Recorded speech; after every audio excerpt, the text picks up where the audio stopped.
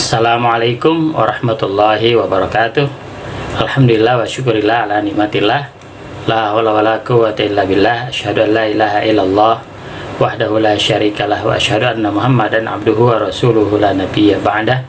Allahumma shalli wa sallim ala sayyidina Muhammad wa ala alihi wa sahbihi ajmain, amma ba'du. Para pemirsa di mana saja berada, kita jumpa lagi di kanal Ahmad Mutakilah. Apa kabarnya pada hari ini? Semoga baik-baik saja para pemirsa di mana saja berada, baik siang, pagi maupun sore serta malam. Ya, dalam perjumpaan ini kita membahas tentang konflik Israel dan Palestina, atau sebaliknya konflik Palestina dan Israel. Kita perhatikan Israel Palestina, konflik agama atau konflik politik. Israel adalah suatu negara baru yang menduduki tanah dan atau negara Palestina. Tidak berbeda dengan istilah bangsa Arab, Melayu, Persia, Cina, dan lain-lain. Israel dalam Al-Quran disebut dengan istilah Israel. Bangsa Israel ini merupakan keturunan Nabi Ibrahim dari anaknya yang bernama Ishak alaihissalam. Ishak alaihissalam adalah anak dari istri pertama Nabi Ibrahim alaihissalam, yaitu Sarah. Ishak memiliki anak bernama Yakub. Dari Yakub inilah melahirkan keturunan yang disebut dengan Bani Israel. Bani Israel mendiami Jazirah Arab, hidup bersama bangsa Arab. Sebenarnya Bani Israel ini juga bagian dari bangsa Arab, karena Ibrahim alaihissalam sebagai nenek moyang adalah bangsa Arab dan beragama Islam. Dalam perkembangannya, sebagian bangsa Israel ini pada zaman Nabi Musa mengikuti ajaran Nabi Musa, yaitu Islam. Lalu diusir oleh Fir'aun menuju Palestina. Tidak semua Bani Israel mengikuti ajaran Tauhid Nabi Musa, yaitu ajaran Islam. Ada yang masih berpegang teguh kepada Islam dan ada yang inkar, yaitu memeluk agama Yahudi atau Nasrani. Jadi Yahudi adalah agama dari sebagian Bani Israel. Dengan kata lain, tidak semua bangsa Israel ini memeluk agama Yahudi, ada pula yang beragama Nasrani dan Islam. Yang berpegang teguh pada Islam inilah yang menjadi pengikut setia Nabi Musa alaihissalam. Israel yang ada sekarang atau Israel adalah menyatakan beragama Yahudi. Pada perjalanannya ada yang berpendapat Yahudi bukan saja menjadi agama sekaligus sebagai suatu bangsa, yaitu yang dinisbatkan kepada seorang anak Nabi Yakub yang bernama Yahuda.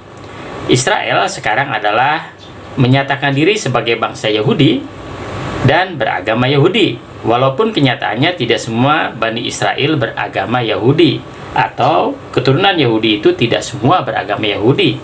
Ada juga yang beragama Islam dan agama lainnya.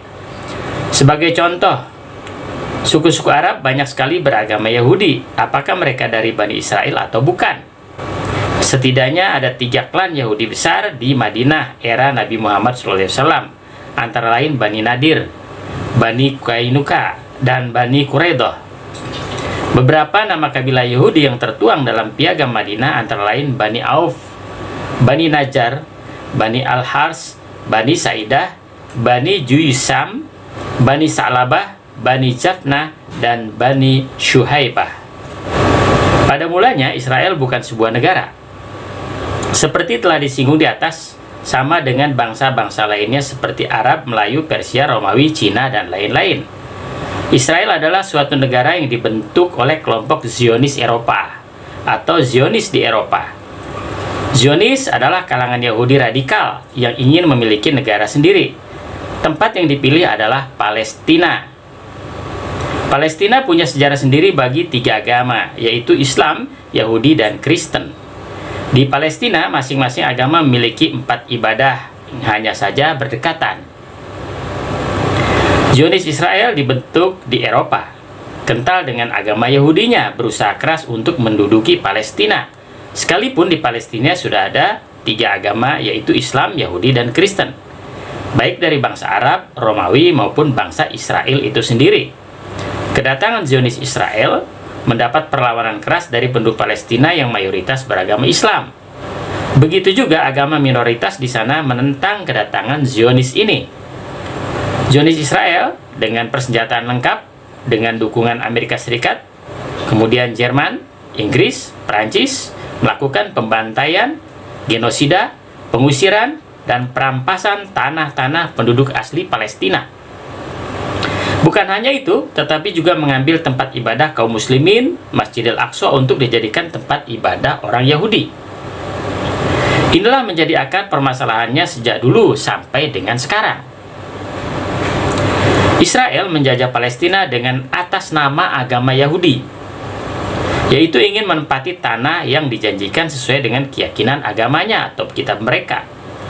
Bangsa Palestina, terutama kaum muslimin, ingin mempertahankan tanah tempat tinggalnya serta mempertahankan agamanya agar Masjidil Aqsa tidak diambil alih oleh Israel menjadi tempat ibadah Yahudi. Jadi konflik Israel Palestina berkaitan erat dengan antara politik dan agama. Para pemirsa, selanjutnya yang menjadi pertanyaan, apakah pendiri Zionis Israel seperti Theodor Herzl tahun 1901 darah keturunan Bani Israel atau Yahudi? Belum ada pembuktian ilmiah seperti tes DNA.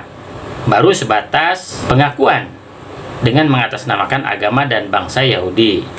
Mereka menjajah Palestina. Nah, demikianlah para pemirsa sekalian komentar tentang Palestina saat ini. Dan banyak pula misionaris-misionaris para Zionis yang bertebaran di seluruh dunia untuk membenarkan tindakan-tindakan kekerasan mereka di mana saja mereka berada atau bertempat tinggal, termasuk di negara-negara Islam. Mereka senang sekali membalikkan fakta atau memutarbalikkan fakta agar orang-orang begitu percaya dengan Zionis Israel ini. Kita, orang yang beragama Islam, tentu saja harus berpegang teguh pada keyakinan yang benar, fakta yang ada di lapangan, bagaimana tindakan Zionis Israel sesungguhnya di lapangan. Ya, berbeda dengan apa yang dikomentari atau dipropagandakan oleh mereka sendiri. Nah, demikian apa yang saya sampaikan, mudah-mudahan ada manfaatnya bagi kita semua.